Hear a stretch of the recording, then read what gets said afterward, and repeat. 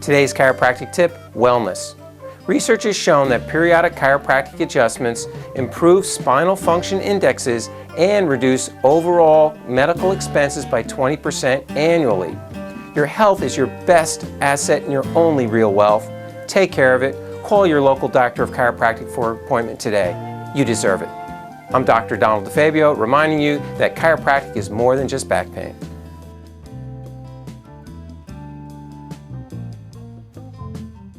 Welcome back to The Natural Way, and it's all about chiropractic. Does it help or does it hurt?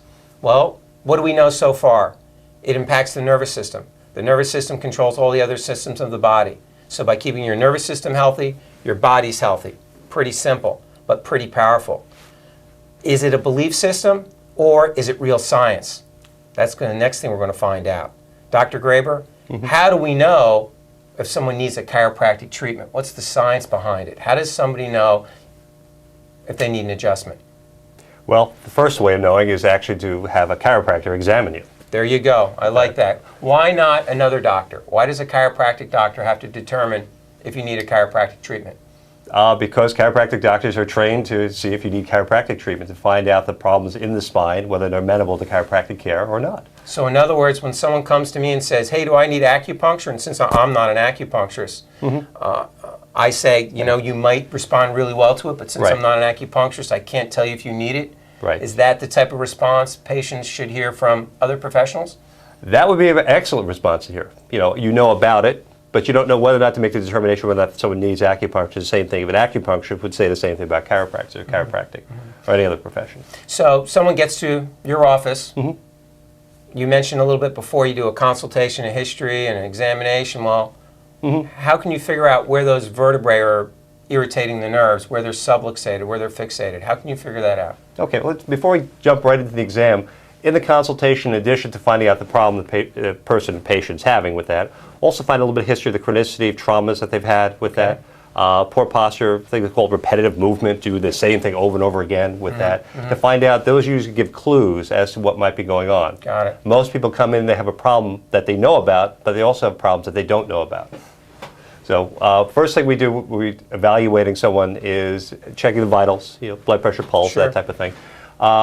Posture evaluation. Is the shoulders lined up? Are the shoulders lined up? Are the hips level? What's the alignment of the spine? Any kind of curvatures with that. Then we actually feel the spine itself to see is there any area of swelling going on the spine. Is there tenderness? Is there swelling? Then we check how the whole spine moves, have them turn the head each way, back and forth. All the joints, how generally it moves, and then check each individual segment that we find. Segmental motion. Yes, exactly. That's one of the keys with chiropractic, isn't it? Yes. Segmental motion. Yes, it's very key. Why is the movement between one vertebrae and the other so important for chiropractic doctors to evaluate? Because if that movement is off, that's what's causing the pressure onto the nervous system, onto the spine. So in other words, somebody could have, for example, full range of motion in their neck, but still not have how are they getting it? Yes, how are they getting that? That's so some areas may be moving too much where other areas may not be moving enough. Exactly. And if something moves too much, is that good or bad? If it moves too much, no, that's what's called hypermobility, or that's what's called instability. That creates overstretching, that creates a weakness. What does it do to the nerves? Well, that's, again, what that does, that constant pulling on that will constantly stretch and irritate that. So it Again, it can swell. Yes, it. exactly. Okay. Exactly. If something's not moving enough, how does that affect the nerves? The same thing. That could actually put pressure onto the nerves, on the nervous system, make the nervous system speed up or slow down, be irritated. Or it could actually slow up if there's pressure directly on the nerve itself. It actually slows the circulation, not unlike stepping on a garden hose. I hate that analogy, but we know that it slows the circulation of the nerve as well. It affects it. So, comprehensive consultation, you talk to your patient, you find out their history about contributing factors, you find out some lifestyle questions, you go through a standard examination, neurologic, orthopedic, and then the chiropractic postural stuff. Exactly. You figure out what's wrong. Do x-rays fall in? What about x-rays? X-rays as needed with that. There you go. Now, if everybody doesn't get them all the time then, correct? Correct. So that might be a question one of our viewers can ask about when they call a chiropractic doctor to find out, Yeah, there's about the doctor? two reasons for x-rays. One is you want to actually rule something in or out with that. Someone has a spine, we have all the information we're getting from the exam, their history, but a lot of times we don't know exactly what that spine looks like unless you can x-ray it. Is there arthritis in there with that? Is there something else? Is there a bone misalignment that you really can't see unless you actually take an x-ray? Because there's different chiropractic techniques, aren't there? That's the second reason to x-ray is actually to evaluate how the spine is aligned and how the function is, which will determine how best to treat it. Which goes to our next question, Yes. is how can an average person determine, or how can they figure out, where's a good chiropractic doctor? Okay. Open up the phone book, the biggest ad? What, I mean, because you have the, how do they know? What do they look for? What do our viewers look for? Tell us. Well, like anything else, first thing you want to look for, usually you want to get a referral, someone who's had a positive experience with that and have been helped with that. But how do you evaluate the chiropractor? One, they have to be graduated from chiropractic college. Ideally, they should be updated continuing education with So that. someone has postgraduate training would be a good choice. And preferably someone who has advanced degrees. Like we have sports degrees with that. So we've taken 3 additional years and published papers and done all the extra information to actually stay current on And the you cutting actually edge. teach for a chiropractic school, so that's Yes. another thing to look forward for. Yes. Additional credentials, someone who's still keeping current. Correct. All Now, right. aside from that, now the approach that they take is also very important. You want a chiropractor who's not just going to be adjusting the spine and leaving you to be on your own devices, but who will actually instruct you in lifestyle changes, exercise to support the spine as well, follow-ups when necessary. Whoa, wait a minute. I thought I'd just come in, lie down, and get a crack and leave, and I'm all better. Drop your body off here and I'll pick it up in 10 minutes. Isn't that how it works? You know what? It can work that way, but it's not as effective. Why not? Because if you treat, even if it's like surgery, I mean, you can't just have surgery and figure it's going to be taken care of. You have to do the rehabilitate afterwards. You have to integrate that back into your life. Your body doesn't heal like that with that. So essentially, we enable patients to get better with the chiropractic adjustments, but one of the jobs of today's modern chiropractic doctor is to teach them how to stay well. Yes. And work with them on that wellness paradigm. Exactly. And that involves exercise. Right. That involves lifestyle changes. That involves periodic adjustments. Yes. What else would we throw in there?